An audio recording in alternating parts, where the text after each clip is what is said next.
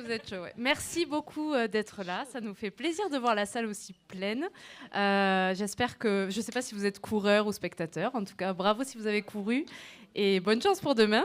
Je suis vraiment ravie d'avoir été conviée par l'organisation et Marie. Merci pour animer cette table ronde, puisqu'aujourd'hui, c'est la journée internationale des droits des femmes. Donc, on va pouvoir parler justement de trail au féminin. Donc, je suis ravie. Je me présente, je suis Laurie du média Culotte & Trail, pour ceux et celles qui ne me connaissent pas. Un média consacré aux femmes dans la pratique du trail running et du running. Donc, je suis très heureuse aujourd'hui d'avoir plein d'experts autour de moi pour pouvoir échanger justement sur toutes les spécificités de la femme. Donc, si vous avez des questions, etc., n'hésitez pas. Je vais présenter un petit tour. Donc, Anne Fourier, qui est coach mental. Sébastien Dieffenbron, j'ai mal fait, qui est micronutritionniste et expert en hormonaux.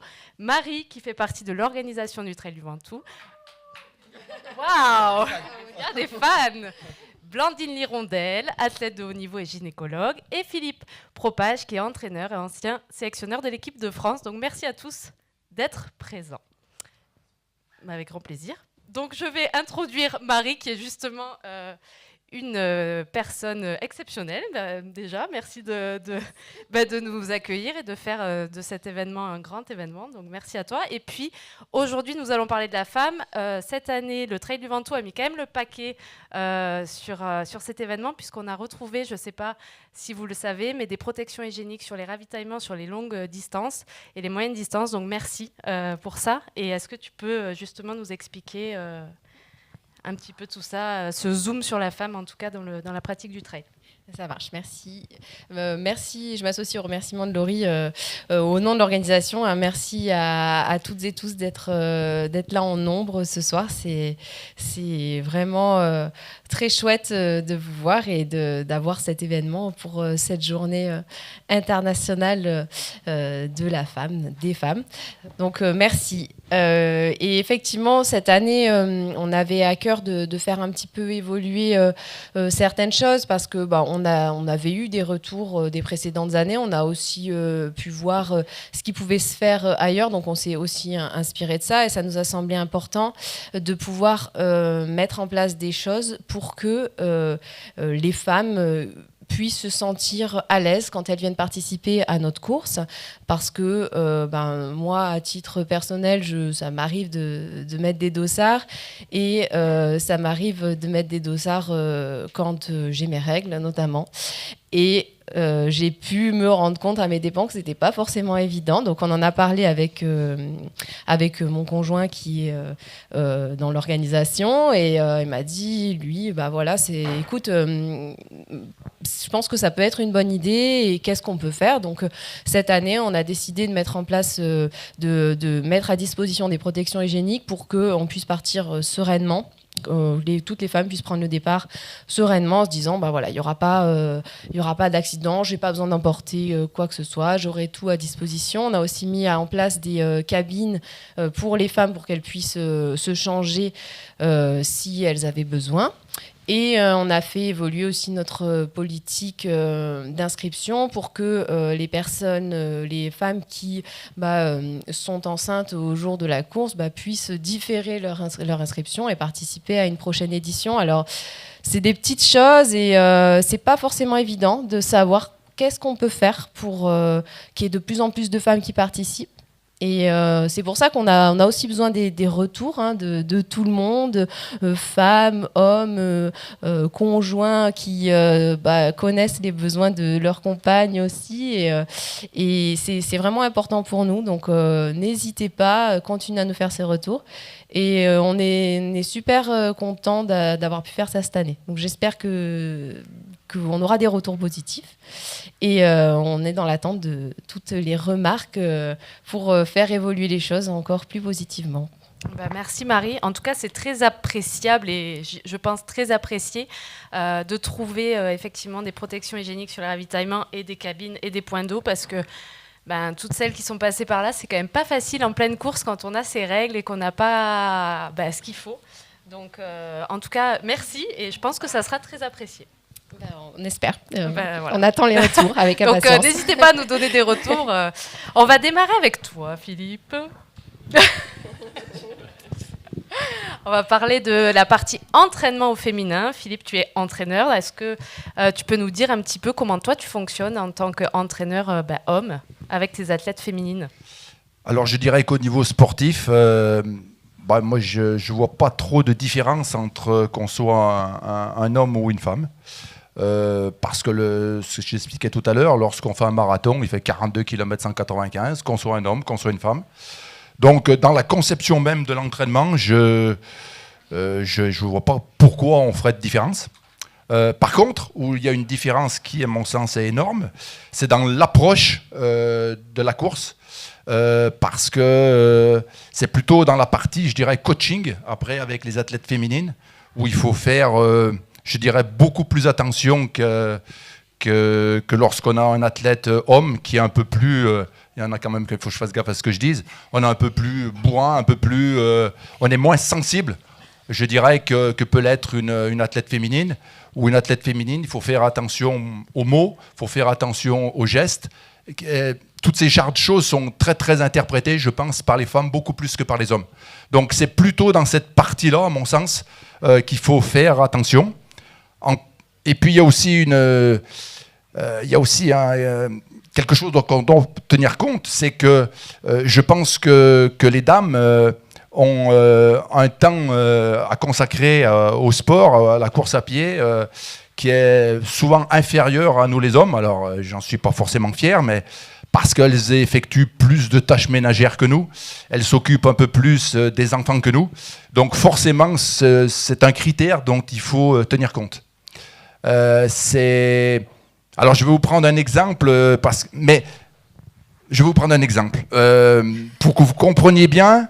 Sur la partie sportive, on peut être équivalent aux hommes, mais sur tout ce qui entoure la partie sportive et qui, à mon sens, est encore plus importante que la partie sportive, on est obligé de tenir compte de la personne que l'on a en face de nous. On va prendre une athlète féminine qui vaut 40 minutes sur 10 km, elle a 30 ans. La question, si je suis entraîneur, je me dis, je peux l'entraîner combien de fois par semaine? Voilà, je vais dire 4, 5, 6 fois, voilà. Et puis, si je suis coach, je vais aller un peu plus loin et je vais regarder, en fait, cette fille. Mais en fait, je vous ai menti, il n'y en a pas qu'une, il y en a deux. Et il y en a une de ces filles qui vaut 30 minutes ou 10 km, qui a 30 ans, et qui est, j'espère qu'il n'y en a pas trop, qui est prof, agrégé, déjà, pas faire grand-chose, qui est à mi-temps, qui est célibataire et qui habite chez ses parents. Et puis je vais avoir une autre femme à côté, qui est mariée, qui a 3 enfants, qui est infirmière et qui fait des nuits. On est bien d'accord que si je regarde que la partie sportive, elles valent bien 40 minutes sur 10 km toutes les deux. Sauf que si je les entraîne de la même façon, sa seule limite, elle est physique, on va dire. Elle peut s'entraîner autant qu'elle veut. Et puis l'autre, si elle s'entraîne autant qu'elle a envie, soit elle divorce, soit lorsqu'elle recoue un patient, elle oublie un outil à l'intérieur, mais on va à une catastrophe. Donc, je vous donne cet exemple pour bien que vous compreniez qu'en fait, la partie entraînement, c'est la partie émergée de l'iceberg.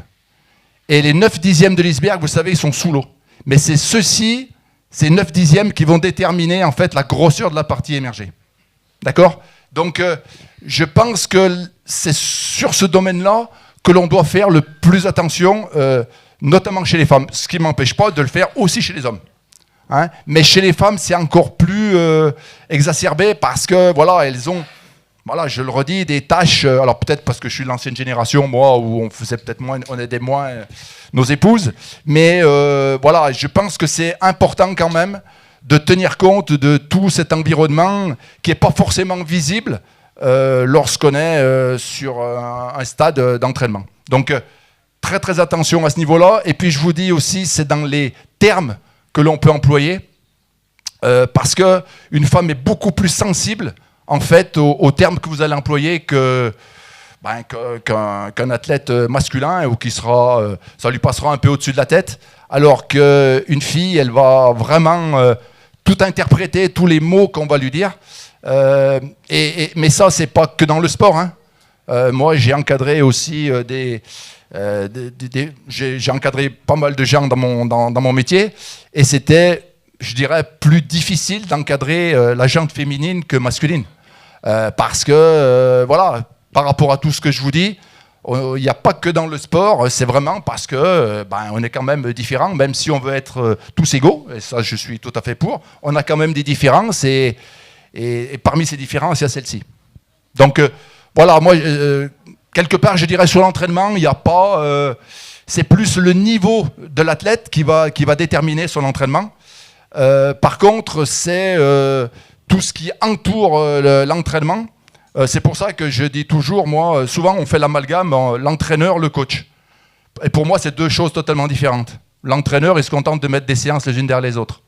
Le coach, il va essayer de mettre ses séances, mais en fonction justement du travail de maman, du travail d'épouse, du travail de son métier, de la femme. Et voilà, c'est quelque chose qu'il faut vraiment prendre en ligne de compte, encore plus chez la femme que chez l'homme. Ce que tu veux dire, c'est que tu as une relation vraiment... du coup, tu dois quand même connaître beaucoup de choses sur tes athlètes. Voilà. Donc, tu vois, il ne faut pas utiliser le mot relation. C'est pas un bon mot.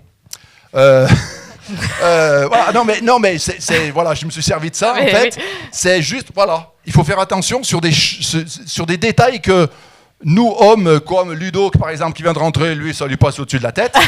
Mais Céline, qui est sa femme, non, elle y attacherait de l'importance. Voilà, donc... Il est rentré tout discrètement.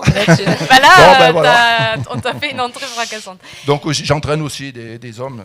Et tu vois, tu dis, tout à l'heure, tu as dit, je suis de l'ancienne génération.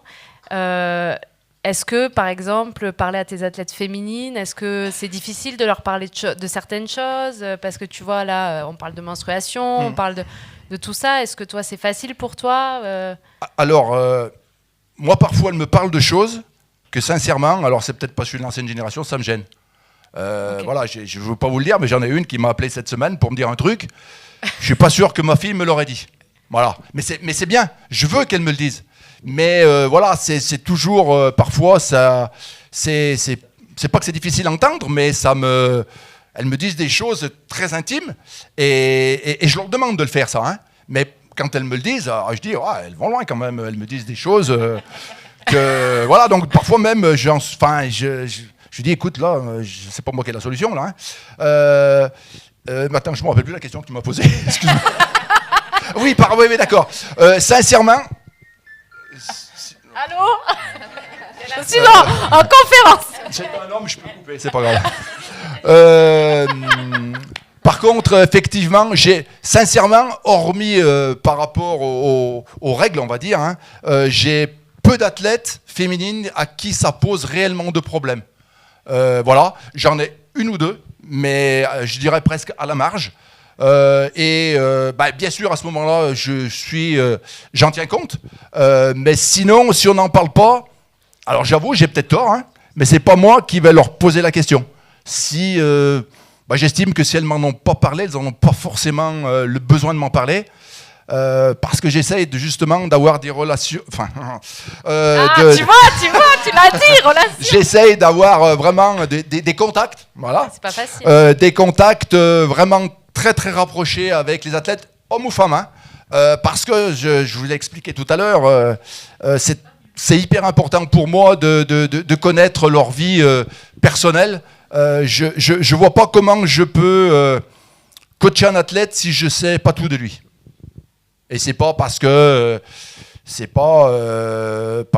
envie de savoir leur vie, etc. Mais c'est vraiment très important, je pense, de savoir si à ce moment-là, il peut y avoir peut-être une difficulté dans le couple, il peut y avoir une difficulté dans le travail, il peut y avoir une foule de choses qui viennent perturber, parasiter l'entraînement.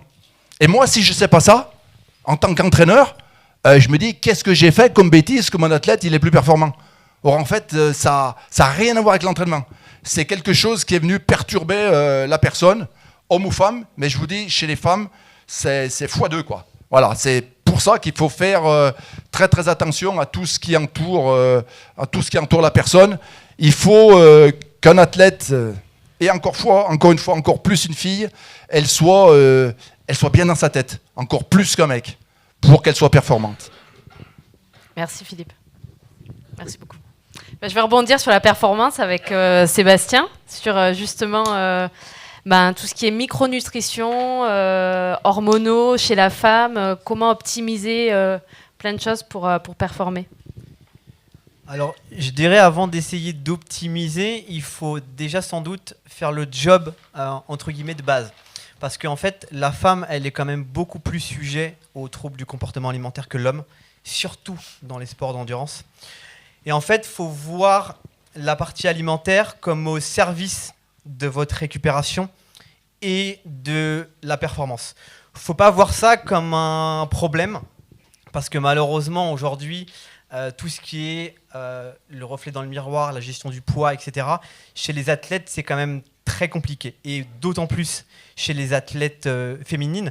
Donc déjà, avant même de parler de performance, parce que là, on est dans de l'optimisation, il faut déjà parler peut-être simplement de santé et de manger suffisamment en fonction de sa dépense énergétique. Ça, c'est déjà vraiment un point important. Ouais, par exemple, si on parle d'athlètes amateurs début, milieu, fin milieu de peloton, comment justement regarder l'assiette et se dire est-ce que je mange assez en fonction de mon entraînement? Ça, effectivement, c'est un point important et compliqué. Parce que la femme, en fait, depuis toute jeune, il y a une grosse différence homme-femme sur la partie nutrition. Je vais vous donner des exemples un peu bêtes, mais une petite fille, on va l'orienter sur des choix nutritionnels, pas manger trop de sucreries, etc. Fais attention à ton poids. En fait, les femmes, depuis toute petite, elles sont conditionnées sur cette partie-là. Alors que l'homme, on va beaucoup moins l'embêter sur cette partie-là. Et donc, en fait, la femme, elle n'a pas forcément de notion de quantité vis-à-vis de sa dépense énergétique. Ça, c'est très important. Je vois souvent en consultation des femmes qui vont s'entraîner, peu importe, 10, 15, 20, 25 heures. Et en fait, il y a un gros delta entre ce qu'elles pensent être OK en quantité et ce qu'il faudrait vraiment consommer. Et il y a un autre point important aussi sur la quantité. C'est pas parce que votre assiette elle est remplie, et elle est remplie de légumes, que globalement, c'est OK en quantité. Il faut aussi voir qu'est-ce qu'il y a dans l'assiette. Il faut couper aucune famille d'aliments. On coupe pas les protéines, on coupe pas les glucides, on coupe pas les lipides, etc. Ouais, parce que tu vois, je me mets à la place de certaines femmes. Moi, ça m'est arrivé, par exemple. C'est vrai qu'on va faire une séance. Si tu n'as pas vraiment conscience de tout ça, tu vas te dire, par exemple, là, j'ai fait 10 km. Ce soir, je rentre, je vais me faire une salade, une soupe, pour pas prendre de poids, quoi. Tu vois, par exemple. Tu n'as pas cette notion... Donc là, c'est important qu'on en parle aussi parce que c'est de la sensibilisation à tout ça, justement, parce qu'il y a beaucoup aussi de femmes amatrices qui se lancent dans l'entraînement 3, 4, 5 heures par semaine et qui n'ont pas conscience de ce qu'il faut réellement manger. Et du coup, ça engendre quand même, pas tout de suite, mais sur le long terme, justement, ces carences-là hormonales. Oui, on parle de plus en plus de RED-S depuis quelques années, c'est très bien. Mais effectivement, il faut faire très attention sur cette partie-là. Attends, je te coupe. Est-ce que tu peux justement dire ce que c'est un syndrome RED-S pour Alors, les personnes syndrome RED-S, la définition exacte, c'est un déséquilibre entre ce que vous consommez et ce que vous dépensez, pour faire assez simple. C'est une question de balance énergétique. Ce qu'on rentre, ce qu'on sort. Voilà, exactement. Même si c'est un peu plus compliqué que ça sur la partie hormonale. Pour vulgariser. Voilà, exactement. Mais je vois souvent, je vais vous donner un exemple tout bête, par exemple, d'athlètes qui vont se blesser. Je les vois en consultation. Et ils mangent la même chose que quand ils s'entraînent 15, 20, 25 heures, globalement. Donc là, vous comprenez bien qu'il y a vraiment un problème. C'est-à-dire que l'athlète mange la même chose, qu'il soit sédentaire ou 15, 20 heures semaine. Et je vous ai dit juste avant qu'en fait, l'assiette, ce que vous consommez au quotidien, et pour l'homme, c'est la même chose, ça doit être au service de votre récupération et de votre perf.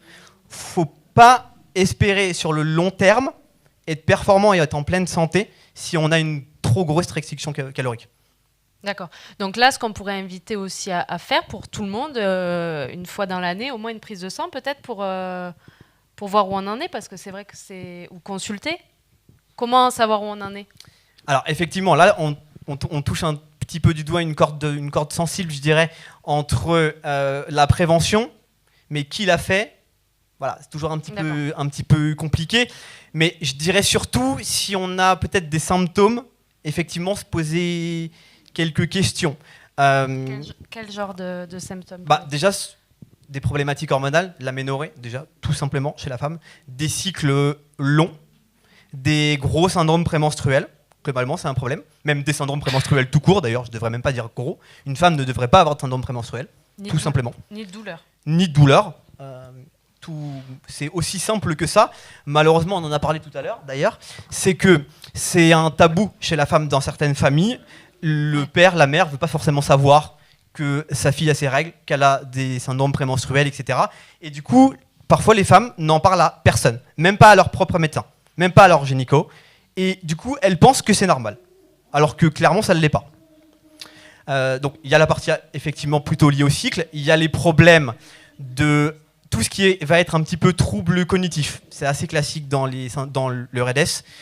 Donc, problème de concentration, perte de mémoire, des choses comme ça. Chez des athlètes, j'en vois très souvent. Et pas des athlètes qui ont Alzheimer potentiellement. Des athlètes de même 25-30 ans.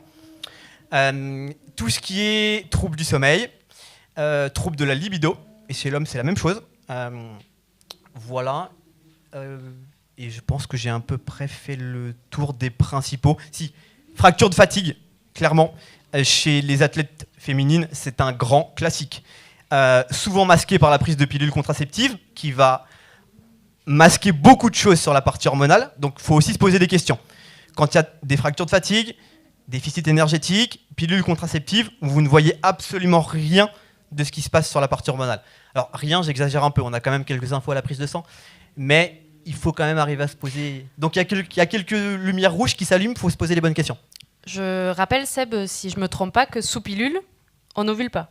Ah, il n'y a pas de cycle sous pilule. Voilà, donc ça, c'est quelque chose à rappeler aussi, parce que souvent, on entend dire je suis sous pilule, mais quand même, je ressens des douleurs, j'ai mes cycles, mais ils sont masqués.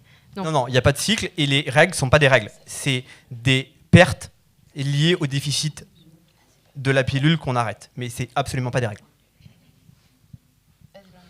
Juste pour nuancer, mais ça dépend de quelle contraception. Il y a certaines contraceptions progestatives. Oui, le progestative en continu. Et en plus, pas chez toutes les femmes. Je suis un tiers des femmes, mais là, c'est pour. Mais grosso modo, je rejoins exactement tout ce que dit Seb. C'est hyper intéressant et je suis toujours épatée quand je l'entends parler parce que voilà, il a beaucoup de.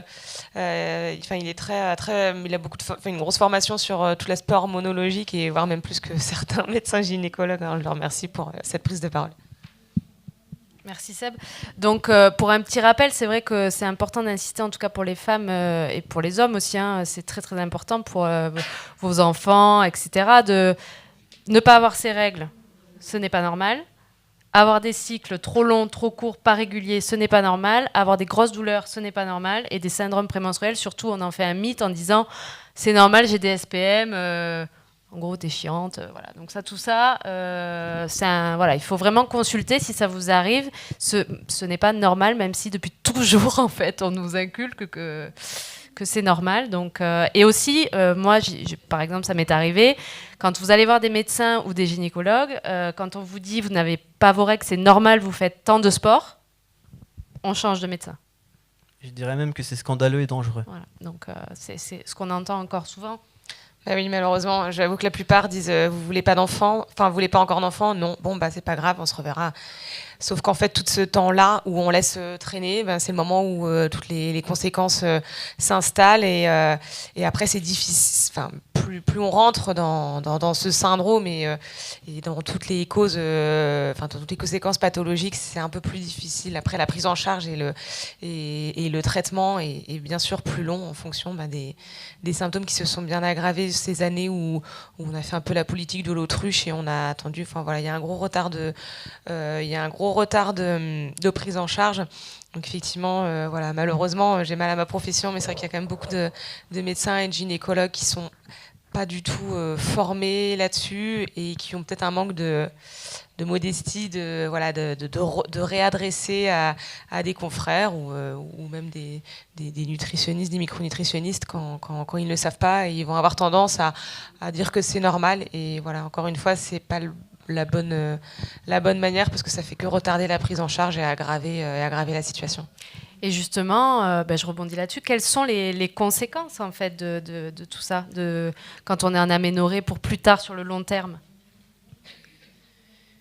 Je laisserai peut-être Blandine compléter, mais la problématique, elle est déjà, il y en a essentiellement deux. C'est sur la santé osseuse et sur la santé cardiovasculaire. Je vois quand même souvent des athlètes jeunes avec des ostéopénies. C'est le stade juste avant l'ostéoporose. Et chez l'homme aussi, globalement. C'est aussi un problème. Mais ce que disait Blandine est très important. C'est qu'il y a beaucoup d'athlètes qui font la politique de l'autruche. Ça fait une fracture de fatigue, 2, 3, 4, 5. Et ils se réveillent. Ok, je vais faire une ostéodensitométrie. Et on s'en sort avec une ostéopénie ou une ostéoporose à 35 ans. Alors que globalement, on aurait pu prendre le problème bien avant. Et après, le déficit d'œstrogène va avoir un impact aussi sur la santé cardiovasculaire, risque d'hypertension et tous les risques cardio qui vont avec. Si Blandine a peut-être quelques points. Oui, alors souvent on a tendance à croire, c'est un préjugé, que c'est l'aménorrhée qui crée tout ça, l'absence de règles. En fait, finalement, l'aménorrhée, c'est juste un symptôme parmi tant d'autres dû à, effectivement, une carence en œstrogène et en progestérone, donc en hormones, mais celle-là est encore due, je rajoute un petit peu encore ce qu'a dit Seb, mais encore une fois, un déficit énergétique. C'est vraiment ça le fond du problème. Le problème, ce n'est pas de plus avoir ces règles. Ça, c'est juste un signe que derrière toute la cascade, c'est effectivement une conséquence, parmi tant d'autres, encore une fois, mais c'est celle qui est la plus visible et la plus remarquable par les femmes. Et donc, effectivement, c'est donc ce déficit énergétique. Je vais faire très vulgairement aussi, mais en fait, quand on n'a plus la force, quand on est un petit peu affaibli, le corps va se mettre, va essayer de privilégier les organes vitaux et les fonctions vitales, donc je sais pas, le cœur, le cerveau, le muscle quand on court, et va mettre en pause tout ce qui ne considère pas vital, dont le cycle hormonal et l'activité génitale, et puis d'autres, la thyroïde aussi va se mettre en berne. Enfin voilà, il y a plein d'autres fonctions organiques. Et donc, là où je veux en venir, c'est que la carence œstrogène, progestérone, effectivement, donc diminution de la santé osseuse, cardiovasculaire, bien sûr aussi infertilité.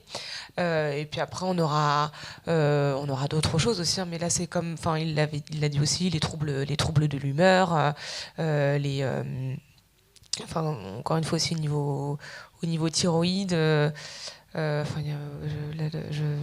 Je pense que tu l'as déjà dit aussi, en fait, c'est tous les symptômes du Rett syndrome. Mais il y a des choses aussi qu'on ne pense pas forcément. Mais voilà, l'aspect neurologique, digestif, en fait, tous les organes peuvent être facilement touchés à cause de ce manque d'œstrogène et de progestérone. Et puis même sur le plan sportif, baisse des performances, fatigue aiguë.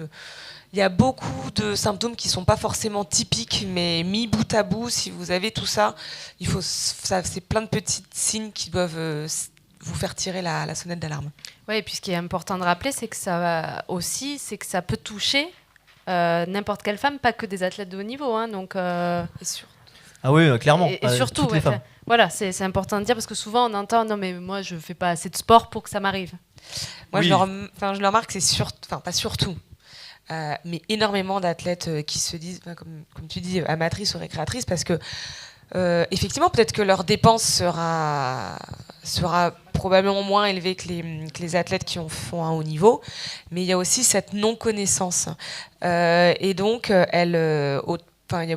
les athlètes non connaissance et ne sont pas aussi bien encadrés. Les athlètes élites ou de haut niveau vont être, elles vont être encadrées. On va leur donner les conduites à tenir et vont plus avoir conscience d'apporter suffisamment les apports comme Seb l'a dit, alors que les femmes qui n'ont pas tous ces renseignements vont avoir toujours ce préjugé de je suis une femme, je dois manger moins que mon conjoint, moins que mon mari.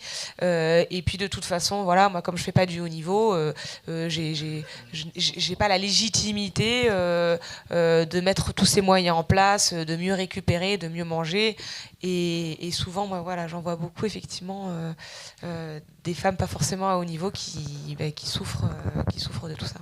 Oui, et puis on s'est toutes prises à un moment donné dans notre vie une réflexion du style tu manges comme 4, t'es mieux en photo, il vaut mieux t'avoir en photo qu'en vrai. Bon, on me l'a déjà dit. Mais c'est des trucs qui restent finalement dans la tête. Et c'est vrai qu'en tant que femme, c'est difficile aussi d'avoir ce regard. Enfin, les filles, je sais pas, dans la salle, si vous aussi, vous avez eu déjà ce... Oui, tout le monde me dit oui. Bon, bah c'est bon alors.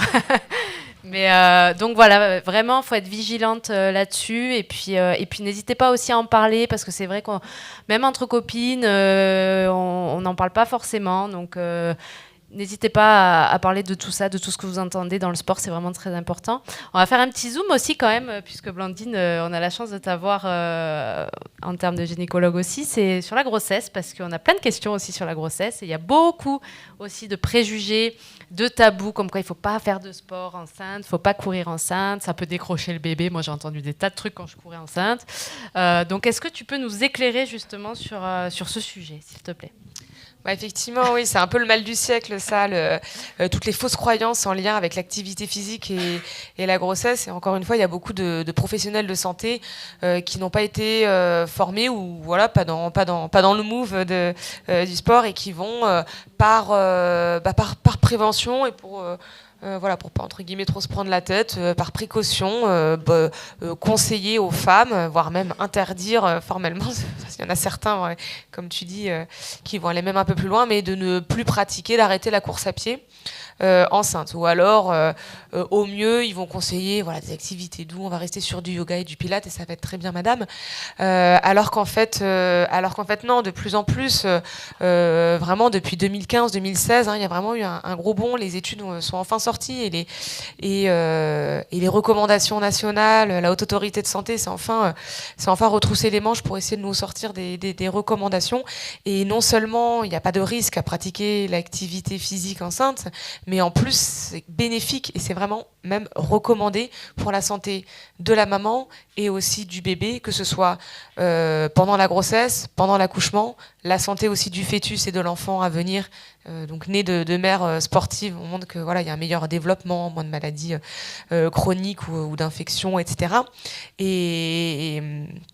Et voilà, pour la prévention de pathologies pendant la grossesse. Et ça, c'est vraiment un discours que j'essaie de tenir, c'est d'essayer de balayer toutes ces idées reçues. Et comme tu dis, décrocher le bébé. Moi, j'entends énormément de choses et je me dis un jour, il faudrait que je fasse un livre pour retracer toutes les absurdités que j'ai pu entendre à ce niveau-là. Alors je vais toujours un petit peu nuancer. Bien sûr, il y a des femmes malheureusement qui n'ont pas une grossesse qui se déroulerait parfaitement, et donc il y a quelques cas où il va falloir moduler, voire même arrêter. Mais si la grossesse se déroule bien et qu'il n'y a pas de signe d'alarme, il faut y aller. Et même la course à pied, on pourrait croire que c'est un sport à impact, mais non. Si vous avez toujours pratiqué de la course à pied, votre physiologie est faite pour encaisser les coups, même pendant la grossesse, et le corps est très bien fait et sait s'adapter. Donc il faut... Belle nouvelle. Oui, voilà, allez-y, c'est vrai que je suis... Faites des bébés et courez. Exactement. Et justement, c'est un sujet aussi important, c'est la reprise après l'accouchement, donc de la course. Quelles sont en quelques mots les étapes, pour pas justement brûler les étapes, parce qu'effectivement, il y a aussi des accouchements par voie basse, d'autres par césarienne. Bah oui, alors effectivement, on a de plus en plus de recommandations sur l'activité physique enceinte, et beaucoup de femmes se posent vraiment des questions là-dessus, parce que là, il n'est plus question d'elle, il est aussi question du bébé. Alors par contre, une fois que le bébé est né, elles sont moins... elles sont moins dans la recherche et la demande, parce que, comment expliquer, ça ne concerne que elles. Moi, je remarque ça. Elles vont être beaucoup plus attentives quand ça va concerner aussi bébé, et puis après, elles vont peut-être moins bien faire les choses parce que ça ne concerne que elles. Et on a aussi moins d'informations là-dessus sur la reprise dans le postpartum, et c'est extrêmement important, mais finalement beaucoup en lien avec la grossesse, pour le périnée, même si vous n'avez pas, je dis vous, femmes, si vous avez accouché, si dans dans la reprise précoce et dans le mouvement précoce à postpartum immédiat ou aigu, il n'y a pas de problème au niveau périnéal. Attention parce que les conséquences peuvent se manifester de façon bien plus tardivement. Donc il y a ça, et puis il y a aussi toute la problématique de la réathlétisation et de la reprise après un arrêt, parce que la plupart des femmes vont quand même arrêter vers les derniers mois de grossesse pour des raisons pratiques, parce que c'est vrai que courir avec un gros ventre, c'est un peu compliqué. N'empêche qu'il y en a qui le font je connais des femmes qui ont couru jusqu'à la veille de leur grossesse et qui ont repris assez vraiment très, très tôt. Donc il n'y aura pas eu vraiment cette problématique d'arrêt sur longue durée, mais s'il y a 2-3 mois d'arrêt, en fait, comme n'importe quelle blessure ou n'importe quelle coupure, il faudra reprendre pour tout le côté biomécanique. Donc il y a ces deux problématiques. Grosso modo, je vais faire dans les lignes très larges, mais en fait tout est adapté et individualisé en fonction de la femme, de ses antécédents sportifs et médicaux, de comment s'est déroulée la grossesse, l'accouchement et le postpartum. Mais en tout cas, il y a quand même ce schéma quand même de 6 semaines pour que l'utérus s'involue, c'est-à-dire rétrécisse, reprenne sa forme normale, ainsi que tous les os du bassin se reforment et que les muscles, que le corps retrouve son état d'avant. Donc il y a quand même cette barrière de 6 semaines avant de reprendre la course à pied, mais ça ne veut pas dire que pendant 6 semaines vous ne faites rien. Pendant ces 6 semaines-là, déjà dès le retour, dès l'accouchement, on peut déjà faire un petit travail au niveau abdominal, au niveau périnéal. Il y a tout ce qui va être renforcement du plancher pelvien. Et puis les sports sans impact, donc le vélo notamment. Quid de la natation. Avant je parlais aussi de la natation, mais le problème c'est que le col de l'utérus est ouvert, donc il y a probablement des risques d'infection encore pendant le mois qui suit l'accouchement. Mais je vais aller plutôt sur le vélo elliptique, la marche. Ça, vous pouvez reprendre la marche à 2 semaines, et pour les femmes qui sont assez sportives, assez actives et qui ont vraiment continué une activité physique pendant toute leur grossesse, même à partir de 2 à 4 semaines, on peut reprendre ces sports portés. Et par contre, la course à pied, moi j'aurais tendance à conseiller aussi, donc à partir de 6 semaines déjà, normalement vous avez le rendez-vous chez soit la sage-femme, soit chez le gynécologue, de faire un petit point si tout va bien, si les voyants sont au vert, et de faire un petit test, de faire des squats sautés, des petits sauts sur place, et si vous avez la moindre douleur, pesanteur pelvienne, douleur rachilienne, abdominopelvienne, ou même des fuites urinaires, peut-être reprendre, continuer la rééducation pelvipérinéale. Et puis si vous voyez que ce petit test-là, tout va bien, et on peut reprendre. Et il va falloir par contre ronger son frein, comme n'importe quel sportif qui reprend après un long arrêt. Ça va être une reprise avec un protocole assez frustrant, mais 1 minute marche, 1 minute course, et pour que au bout du compte, finalement, au bout de 2, 3, 4 mois, on arrive à enchaîner 60 minutes d'affilée en course à pied. Ça peut paraître long et fastidieux, mais en tout cas les femmes, moi j'ai quand même moins de retours que de femmes enceintes qui ont repris avec cette activité-là, avec ce protocole-là. J'ai moins de retours négatifs que quand c'est des athlètes qui se sont arrêtés. Les femmes enceintes, de toute façon, les femmes qui viennent d'accoucher, il faut aussi prendre en compte le changement de vie radical. Mesdames, vous avez été à ma gauche. Je pense qu'il y en a aussi beaucoup qui peuvent le dire, mais les nuits qui sont plus courtes, on récupère moins bien. C'est un changement de vie, quoi. Exactement. Donc il faut aussi prendre en compte ça, qu'on récupère moins bien, qu'on peut être plus fatigué. Donc soyez même contents des petites victoires, et même 15 minutes d'affilée à 2 mois du postpartum, sachez que c'est déjà une grande victoire.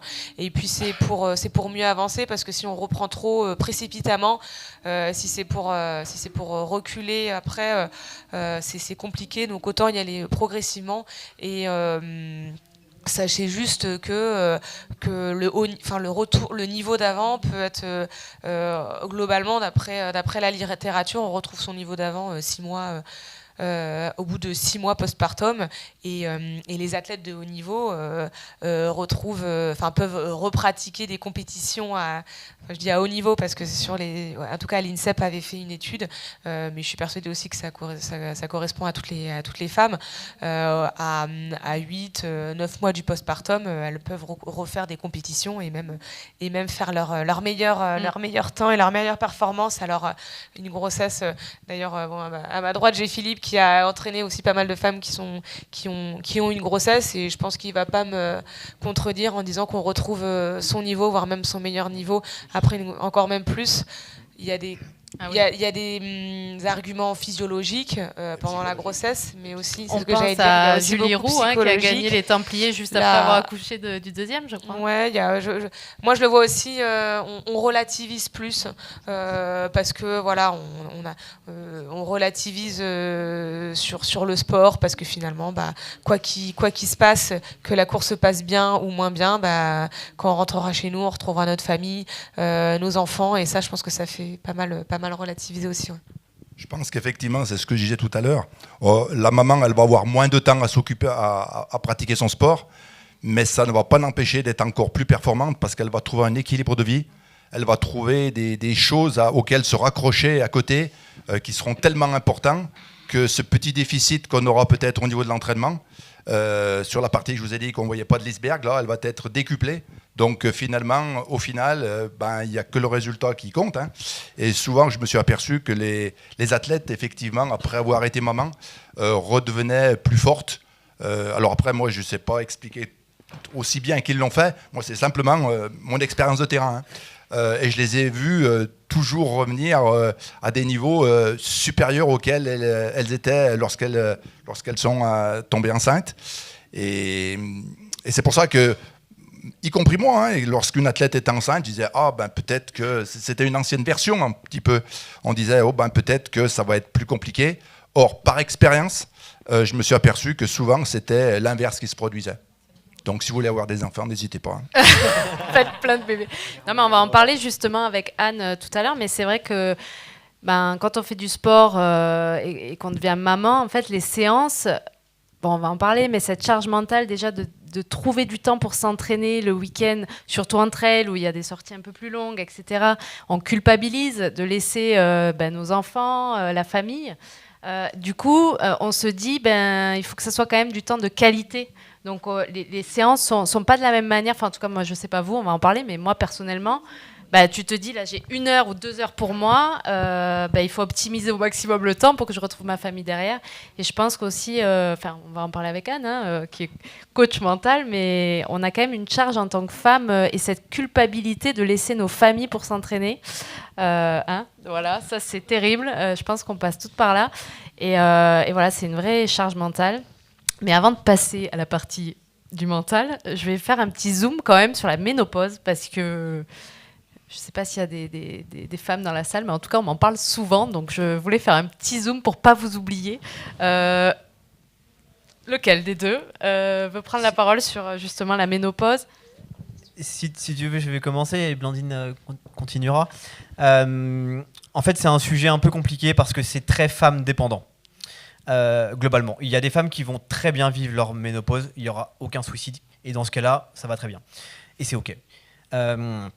Et après, il y a des femmes qui vont avoir beaucoup de troubles liés à la ménopause, et là, en fait, j'ai pas vraiment de conseil qui va être faut faire ci, faut faire ça, parce que c'est vraiment, là il faut individualiser, vraiment un peu comme ce que disait Philippe avec l'entraînement, et en fait il faut creuser un peu vraiment le sujet hormonal, le trouble hormonal, pourquoi est-ce que la femme a ces troubles-là et ces dysfonctions-là, et essayer de les corriger du mieux possible si on peut, avec la partie nutrition, micronutrition, et sinon, du coup là je vais envoyer la patate chaude à Blandine, avec potentiellement un traitement hormonal substitutif.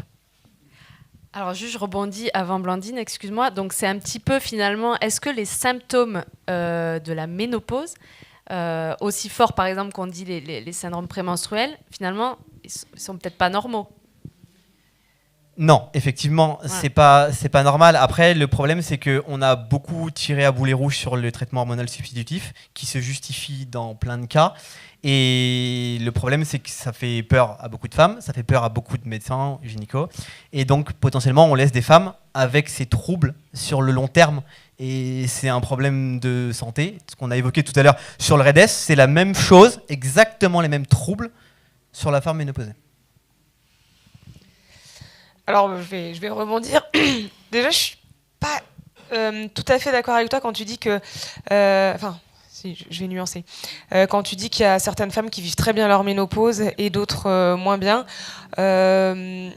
Ça, c'est sûrement le cas chez les femmes sédentaires, celles qui pourraient avoir l'impression de vivre bien leur ménopause.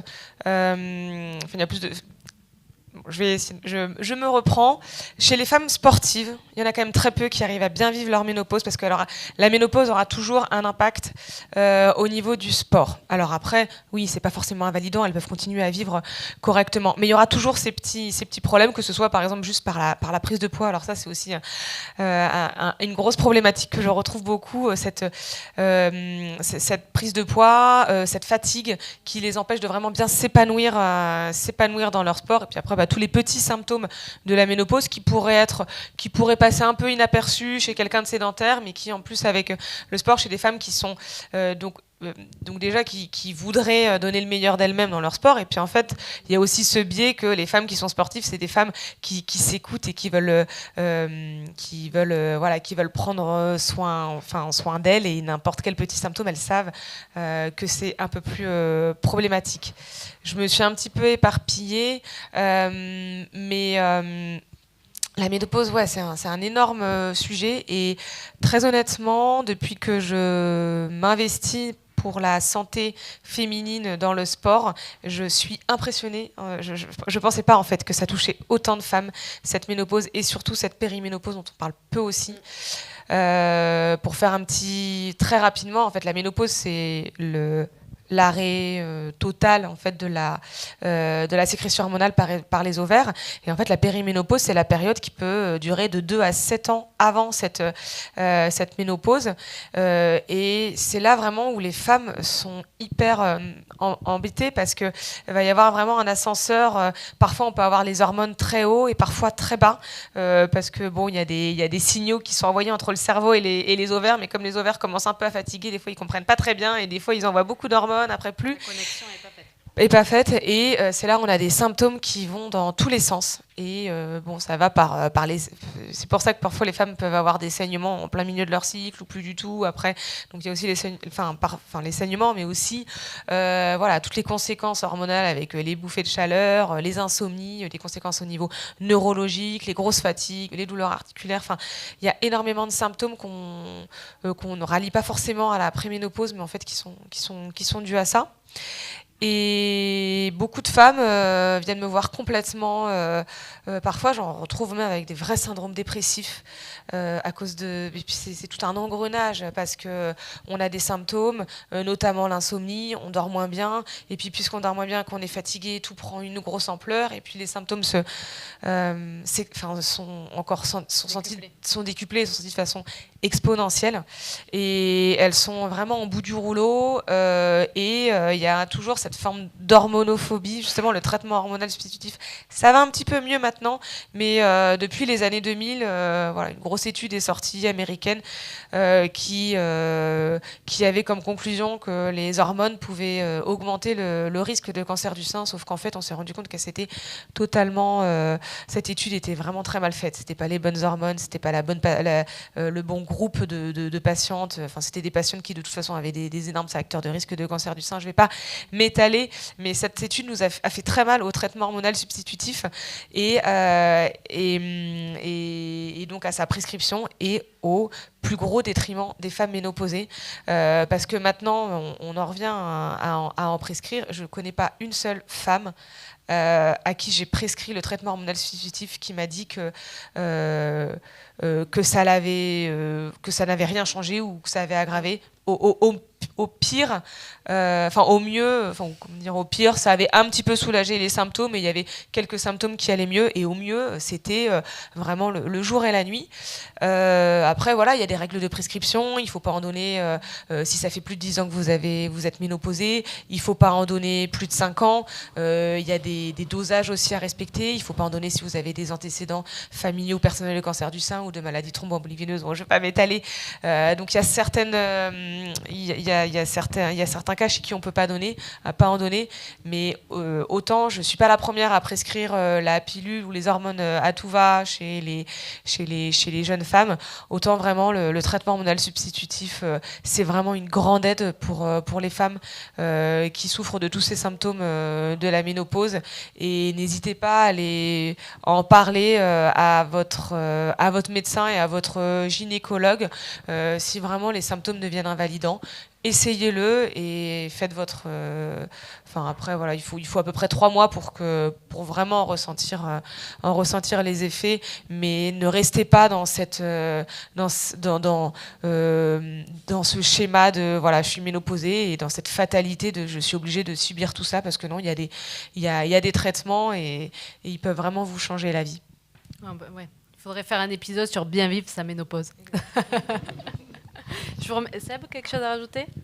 Non, rien à rajouter. Je vous remercie pour ce point physio-médical. Anne, je te donne la parole pour justement tout cet aspect mental, parce que les femmes, on a quand même une grosse charge mentale. Faut le dire, donc je te laisse la parole. Oui, merci. Alors effectivement, vous avez abordé pas mal de points qui sont aussi en lien avec la partie mentale. Et je voulais rebondir d'abord sur ce dont Blandine avait parlé concernant la grossesse. Effectivement, aujourd'hui, on ne recommande plus d'arrêter sa pratique sportive quand on est enceinte, sauf contre-indication, parce qu'en fait, le cerveau, il n'aime pas le changement. Il faut savoir que le job principal de votre cerveau, c'est de vous maintenir en vie et en sécurité. Donc, tout ce qui est inconfortable, il va le rejeter. Donc, il n'aime pas changer. Donc, si vous avez une pratique sportive avant de tomber enceinte, le fait d'arrêter subitement la pratique sportive peut avoir un impact mental qui va avoir un impact sur votre corps et qui va avoir un impact sur le bébé. C'est-à-dire qu'on va parfois moins bien réguler ses émotions parce qu'on n'a plus de pratique sportive. Donc l'idée, c'est déjà d'en prendre conscience que des changements comme ça du jour au lendemain, mentalement, ça a un impact. Et au même titre que quand l'enfant arrive. On sous-estime très souvent ce qui va se passer quand le bébé arrive. Au contraire, souvent on dit ça va être un super événement. C'est le cas. Mais souvent, chez la femme sportive ou la femme athlète, qu'elle soit amatrice ou élite, il y a quand même une notion de contrôle ou de maîtrise qui est hyper importante. C'est-à-dire qu'on a l'habitude de organiser l'emploi du temps pour pouvoir aller s'entraîner, gérer nos autres domaines de vie. Il y a souvent un contrôle ou une maîtrise de l'alimentation. Et quand on accouche, on ne peut plus tout maîtriser, parce que c'est une petite être vivant là, qui vous explique que vous allez devoir être hyper adaptable en fonction de ses besoins à lui.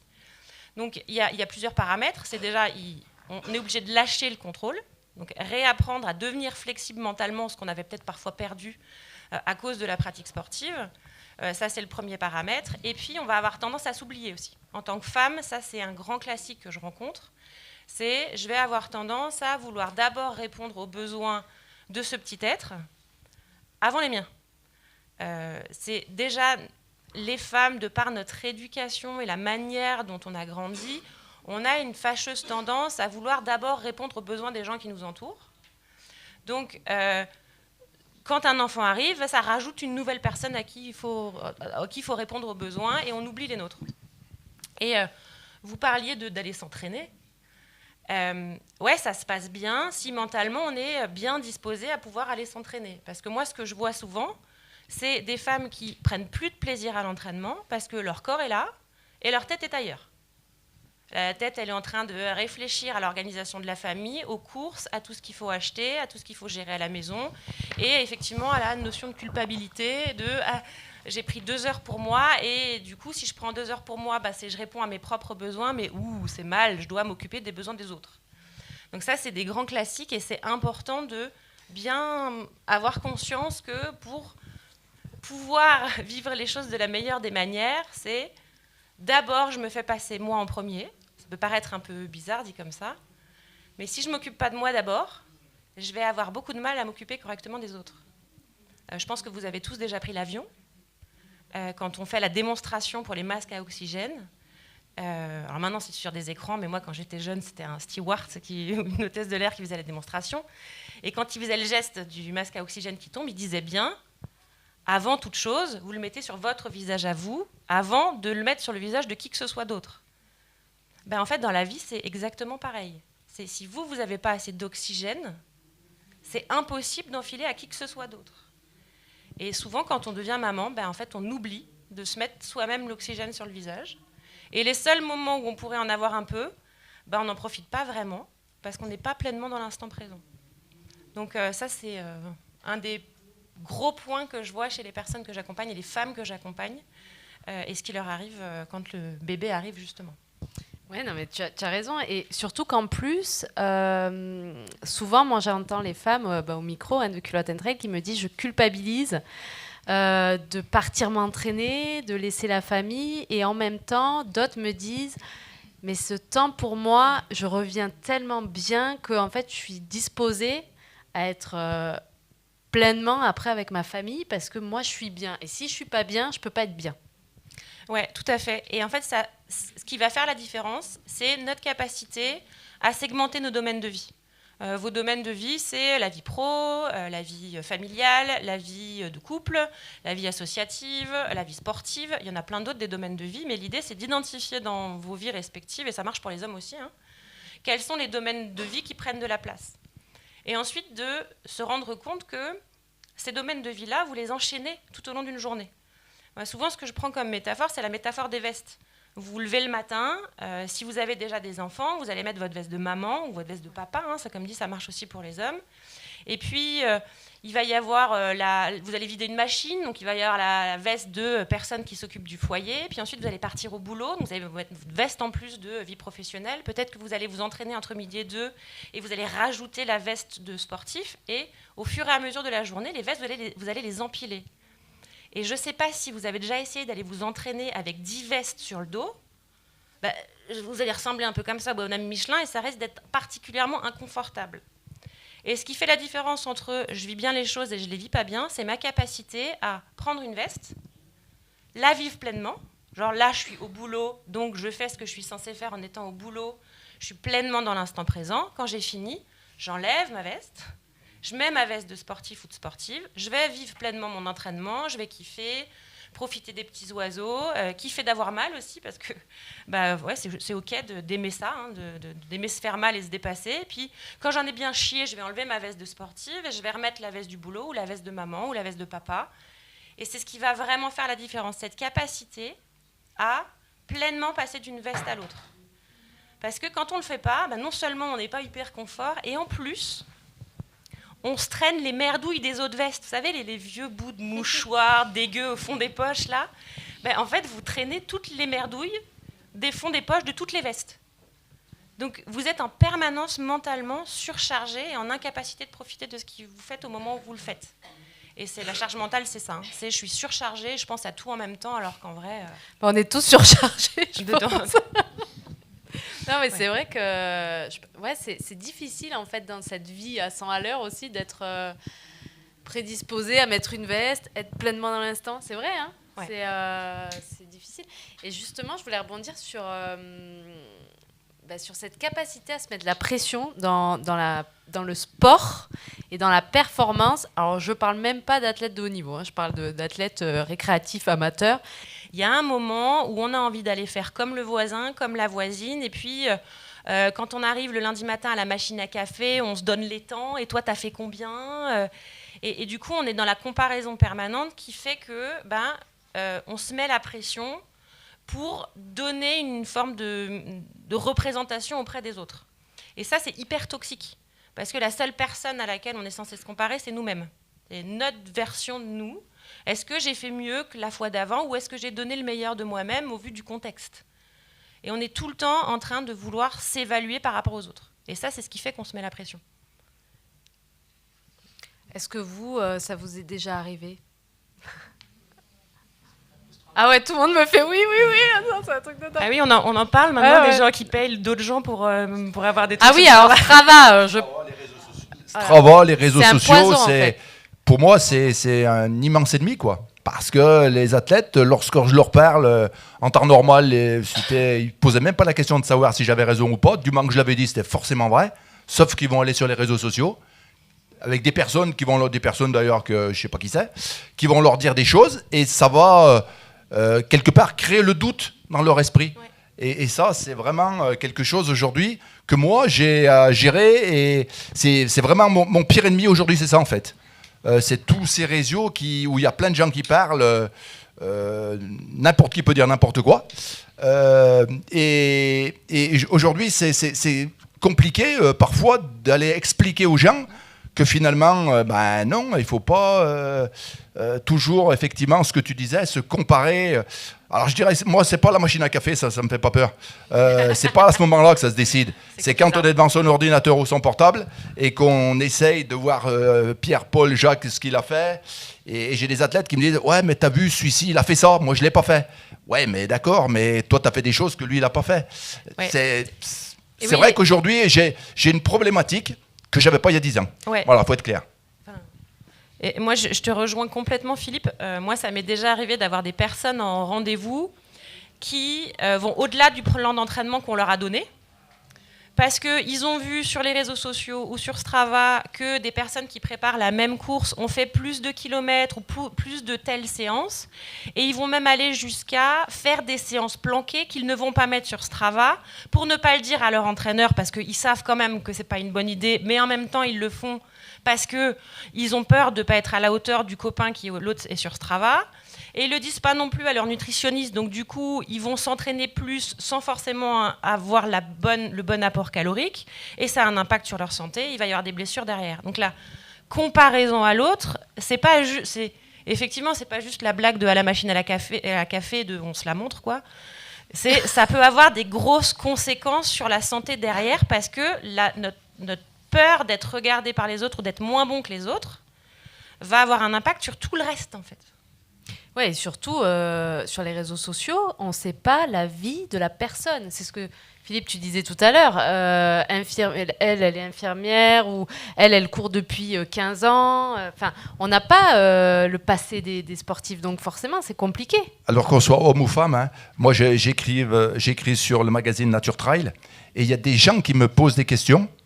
Et parfois, j'ai envie de leur répondre, et je suis frustré parce que j'ose pas aller au fond du problème, parce que moi, je ne sais pas si la personne qui m'a posé la question, si elle a 20 ans, je ne me pose même pas la question de savoir si c'est un homme ou une femme, hein, mais si elle a 20 ans ou si elle en a 80, si elle a commencé la course à pied il y a 10 ans ou si elle l'a commencé la semaine dernière. Donc, quelque part, moi, je ne suis pas en capacité de pouvoir répondre aussi bien que je le souhaiterais. Et puis même si c'était Blandine qui me pose la question, donc je la connais parfaitement, je serais capable de lui répondre, mais je ne le ferai pas parce que je me dis, tous ceux qui vont lire vont le prendre pour eux. Et en fait, la question à laquelle je répondais, je me l'adressais à Blandine et pas à quelqu'un d'autre. Donc c'est toujours... je le redis, mais qu'on soit homme ou femme, hein, c'est pareil dans l'entraînement, c'est de plus en plus difficile à entraîner, je trouve, qu'il y a quelques années de ça. Je pense qu'il faut se recentrer sur soi. Ouais, tu as raison, Laurie. En fait, ce que je voudrais rajouter, c'est que quand on parle de performance, souvent on imagine le résultat. Une performance, c'est monter sur un podium. Sauf qu'on n'est pas tous capables de le faire déjà, et que si on montait tous sur le podium, je pense que on serait un peu lourd et on craquerait le podium. Mais la performance, c'est la pleine exploitation de son potentiel à un instant T. C'est-à-dire que pour se sentir bien dans ses baskets, l'idéal, ce serait de se dire, finalement, là, aujourd'hui, sur cette ligne de départ, comment je me sens ? Ça a été quoi mon contexte depuis ces dernières semaines ? Est-ce que j'ai bien dormi ? Est-ce que j'ai pas eu des soucis au boulot, des soucis de famille, les enfants malades ? Qu'est-ce que je suis capable de faire aujourd'hui ? Qu'est-ce qui fera que je serai fière de moi quand je passerai la ligne d'arrivée ? Fière avec un E ou fière sans le E ? Et là, ça commence à être vachement plus sain. Finalement, un chiffre, c'est qu'un indicateur sur quelque chose. Et le chiffre, c'est pas ça qui fait du bien, et c'est pas ça qui fait qu'on est bien dans ses baskets. C'est... oui, effectivement, ça va être chouette sur Strava ou ça va être chouette quand on échange avec les collègues. Mais finalement, si on a été obligé de se faire du mal en termes de santé pour pouvoir atteindre ça, est-ce que vraiment ça vaut le coup ? Est-ce que finalement se dire, là, dans mon contexte, je donne le meilleur de moi-même et je me satisfais de ça et je m'en sers comme nouvelle base pour continuer à progresser derrière? Est-ce que c'est pas ça qui est plus sain que finalement la comparaison et le « je veux toujours plus ». Et on parlait de grossesse tout à l'heure. Moi, j'ai aussi des femmes qui viennent me voir et qui me disent « mais tu comprends, il faut que je retrouve mon niveau d'avant ». Ouais, mais sauf qu'aujourd'hui, en fait, ton contexte, là, c'est pas le même qu'il y a 18 mois.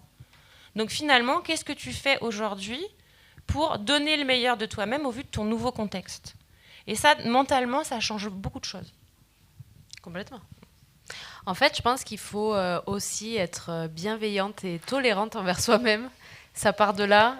Plus facile à dire qu'à faire. Je sais, mais en tout cas, on essaie de le véhiculer au maximum parce que je trouve qu'on est quand même dur, les femmes, avec nous-mêmes, avec le foyer, la famille, et que, ouais, on est quand même... on essaie d'empiler les vestes, comme tu dis, et puis on nous a appris, il n'y a pas trop dire. Exactement. Donc, en tout cas, pour terminer là, cette intervention de tous ces experts, je suis ravie de voir toutes ces femmes sur les trails. Je ne sais pas ce que tu en penses. On a les pourcentages, ça augmente quand même de plus en plus. Merci pour ta question. Alors... Premièrement, sur les raisons de l'intervention et tout, en fait, c'est vraiment bête, mais ça vient de moi. Je me tire à la couverture à moi, mais j'avais vu le podcast de Laurie, mais c'était il y a longtemps, c'était en septembre. Et voilà, je savais que le trail tombait le 8 mars et j'en ai parlé à Stanislas, qui est donc mon compagnon, qui est aussi le directeur de course. Et je dis, mais écoute, ça serait quand même super de faire un truc pour la journée de la femme, de marquer le coup. Voilà. Donc il y avait cette volonté de faire un truc sympa aussi, accessoire à la course, d'avoir un petit moment d'échange, tout ça. Donc voilà. Et après, sur tout le reste... alors, attends, j'ai oublié. Tu m'as dit... la garderie. Et avant, sur les autres demandes d'athlètes, on n'a pas... sincèrement, c'est difficile de savoir ce qu'on peut faire pour améliorer la participation des femmes aux courses. Voilà, les protections, la politique de grossesse, finalement, ça reste, c'est pas grand-chose. Et comment faire pour qu'il y ait plus de femmes? Moi, j'ai pas de réponse et je pense qu'il y a certainement plein de choses, mais il faut avoir des retours pour ça. Et la garderie, alors nous, on a 2 toutes petites filles, donc c'est quelque chose qu'on aimerait beaucoup mettre en place parce que c'est vrai que on aimerait le voir plus souvent sur des courses. C'est des choses auxquelles on en a déjà parlé, mais je pense que pourquoi pas un jour peut-être. Après voilà, c'est pas mal de travail. Je pense que peut-être chaque chose en son temps, mais peut-être un jour ça serait génial, mais on va y réfléchir et on y arrivera un jour. Il y a quelques années, on est passé sur 2 jours de course et en fait, ça a marqué un gros changement et c'est bête, mais quand on l'a fait, on s'est dit aussi qu'il allait y avoir des familles qui allaient venir ensemble parce que il y en a un qui allait pouvoir courir le samedi, l'autre le dimanche et voilà et ça a quand même changé des choses et on a constaté que il y avait plus de familles qui venaient ensemble, il y avait plus de femmes qui couraient et voilà, c'est vrai que maintenant il y a beaucoup de courses qui sont sur plusieurs jours et voilà, mais nous pendant très très longtemps on a fonctionné que sur un jour et ça a demandé un très très gros effort d'organisation pour nous de passer sur 2 jours. Parce qu'on n'est pas une grosse équipe et voilà, ça demande beaucoup de travail. Mais on a constaté un changement en fait dans le public Et des petites choses comme ça, en fait, c'est important. Je pense que, la remise des dossards, je vois plein de gens, ils me disent demain, je voudrais aller voir courir ma femme, elle est venue me voir aujourd'hui. Enfin, voilà, c'est des choses comme ça. Et je pense que ça permet d'améliorer la participation des femmes. Mais ouais, il y a plein de choses à faire. Et c'est, merci à toutes et tous d'avoir accepté de venir aujourd'hui. Merci d'avoir participé. Et vraiment, n'hésitez pas à nous faire remonter plein de choses. On arrivera à faire mieux, c'est sûr. Voilà. Merci. Et merci à tous les experts, là. Bravo. Ouais. Merci. Merci. Beaucoup. Bravo. Ensemble. Oula. Allez. Très chic.